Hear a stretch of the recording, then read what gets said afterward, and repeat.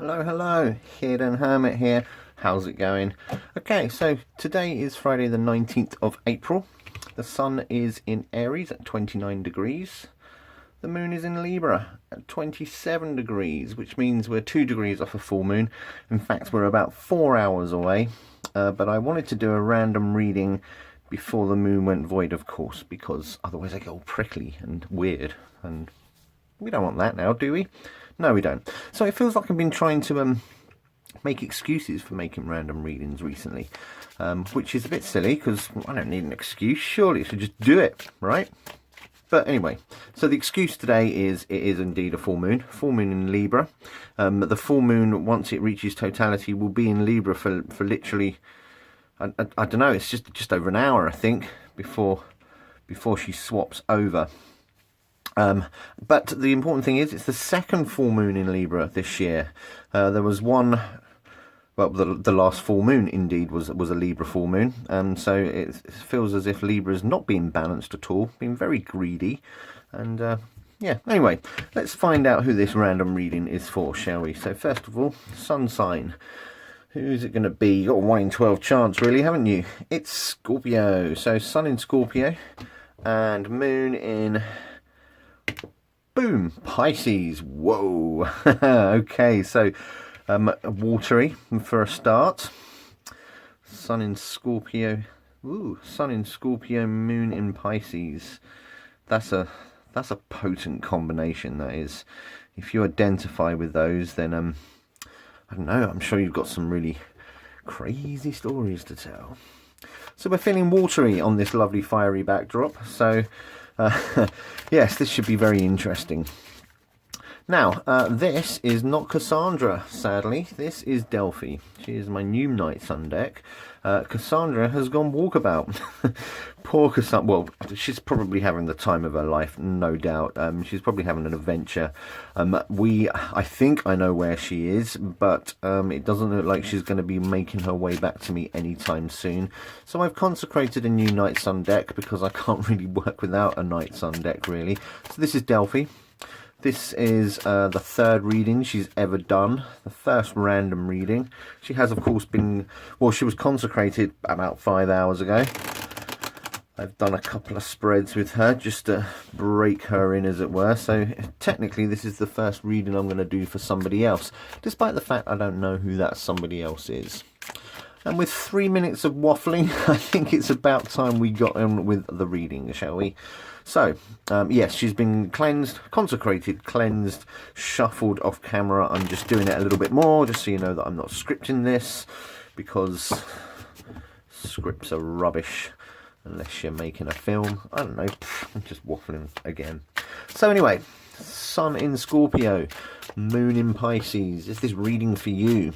I apologise if you haven't asked for this reading, but nevertheless, it's happening anyway. So here we go, let's just get on with it, shall we? Boom, a boom.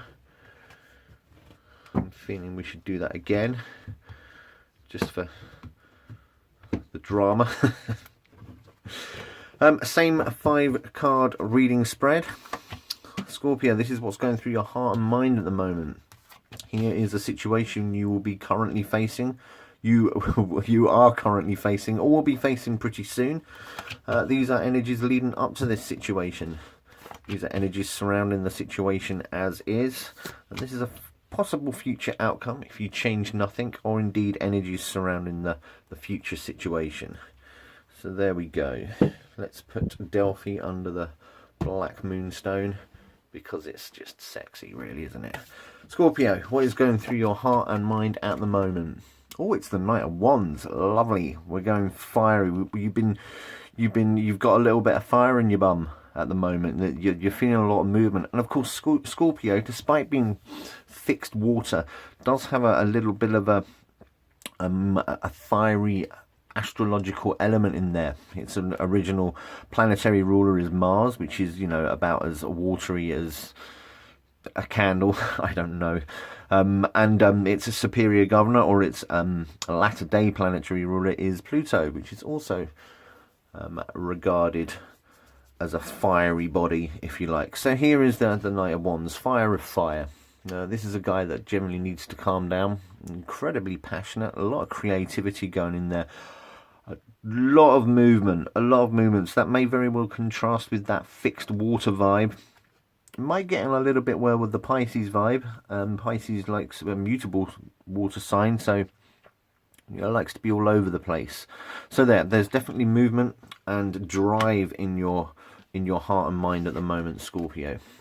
Here is a situation you're currently facing or will be facing very soon. It's the Emperor. Whoa, we're going all out with the fire, aren't we? I'm not sure if a Scorpio Sun and a Pisces Moon is going to be particularly comfortable with that. Maybe you're feeling a little bit out of sort because of this fiery nature. Now, the situation is the Emperor. He is currently dignified, but obviously we'll have a wee gander at what other cards come out to see where he's what his position is in the situation. Maybe this is a point of authority that you've got issues or indeed conjunctions with, if that's the correct word. Maybe you yourself are trying to embrace that Emperor archetype. Maybe you're having to deal with an Emperor archetype. Let's see what the rest of the cards say, shall we? So this is energies leading up to this situation. How did we get to the Emperor? Oh, wow, we've got some really powerful, strong cards coming up in this spread. So, it's not as if Scorpio isn't used to power and strength and passion and deep-seated feelings. So, but here's Temperance. And I don't show off Temperance that much, but this is a marvellous card. Let's see if this is in focus. Yeah, so not only have we got the Knight of Wands and the Emperor, but we've also got the Sagittarius card. So, a hell of a lot of fire, really, isn't it? Sorry, water sign. Incredibly water. I mean, if you are a Scorpio Sun and a Pisces Moon, I don't think it would be particularly unfair to suggest that you might be quite sensitive, that you really feel your emotions. I don't think that would be unfair. So all this fire, it may be making you feel, incredibly. What's the word I'm looking for? I was going to say fraught, but I think that is unfair. But anyway, let's move on. So anyway, Temperance, a sense of balance, a sense of, again, there's also movement with Temperance, isn't there? And you've got this alchemical idea of one thing transferring into another. Although the very word Temperance does suggest balance. So that is kind of at odds, really, isn't it? Now, Sagittarians aren't particularly balanced. If you ask me, there's a lot of movement there as well. So we're not really going to know until these other cards come out. So the energy is surrounding the situation as it stands. And these two cards are going to hopefully light the way. If it's another fire card, I think I might just quit. Oh, it's Gemini. It's the Lovers. And again, another really strong card. What I mean by that is we've got 3 majors and 1 court card. So, yeah, it's incredibly tense passion. Now, in the Night Sun deck, there's the Emperor. So, incredible synchronicity as well. Got a little bit of an air element coming into the fray. But look, there's the Emperor. This is I say that these two cards talk to each other. And, in fact, these two cards have elements, I mean, the similarities are startling, aren't they? You have that sort of circular backdrop. That is indeed the Emperor. I mean, because it is. So, and it's the Lovers card. So, wow, Scorpio, is the situation that you're facing? Is this person who, whether you are this person or whether this is the person that you're dealing with or whether it's the archetype you're dealing with, this card seems to suggest to me that actually it is quite dignified. There is a sense of synchronicity, there is a sense of bonding going on with this situation. And I know that a lot of Scorpios, especially if you've got a Pisces moon, you may very well enjoy your own company. You might enjoy that sort of isolation and the peace and the solitude that gives. But I think this spread is very much telling us about a link with something else, a bond, if you like. I mean, Temperance, you've got a duality there, and you've got the Lovers with that sort of synchronous thing here. What a fascinating spread.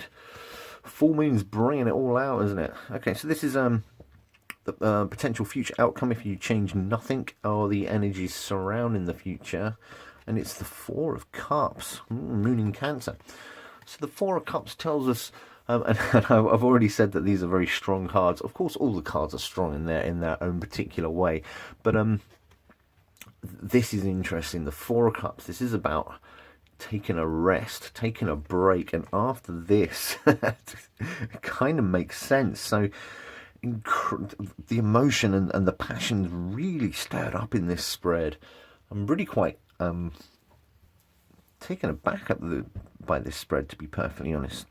So your heart and mind at the moment, Scorpio, there is a little bit of movement and passion there. There's a lot of creativity and drive. The situation you are facing is, I believe, one of union and synchronicity, and it concerns this, the divine masculine archetype. Now, instinctively, I think this is you because of this fiery drive here with your heart and mind at the moment. The situation here is coming. I think it's bringing out your Mars and your Pluto traits as Scorpio. I'm pretty sure your Pisces moon is fine with it. Pisces are just going along with everything. That's fine.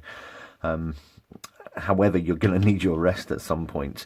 Now, this drive, this passion, this movement, and this union is coming from a place of balance. So that could also be making you feel a little bit out of sorts. But I think you should embrace it, because the Lovers tells us about, that. And I don't think this is an issue of love. I don't think this is a romantic issue. I'm just not getting that vibe. But it is a well-dignified partnership, and it's something I feel you should embrace. Scorpios, a watery combination like that would be very much either jumping into some sort of union with wild abandon, with wild emotional abandon, or you may even keep people at arm's length. But I think in this situation you should embrace it. I think it will be good for you.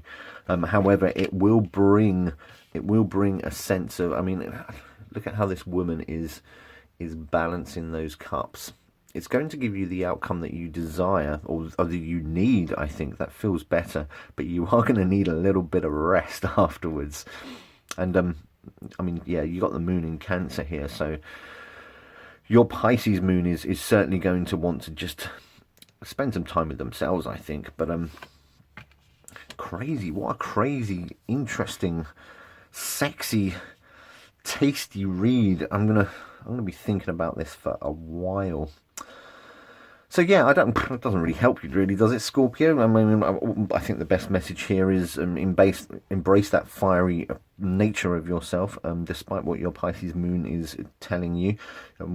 We are coming from a point of temperance and balance, but no, embrace that duality. Embrace that there's something else out there. I kind of get the sense it's a person that's going to help you with this situation. It's a good union. It's something that's going to really do you good.